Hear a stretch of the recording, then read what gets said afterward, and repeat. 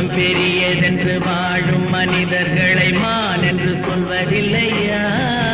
தன்னை தானும் அறிந்து கொண்டு ஊருக்கும் சொல்பவர்கள் தலைவர்கள் ஆவதில்லையா?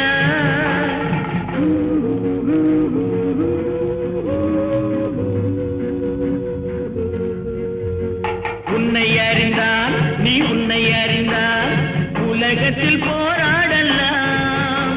உயர்ந்தாலும் தாழ்ந்தாலும் தலை வணங்காமல் நீ வாழலாம்.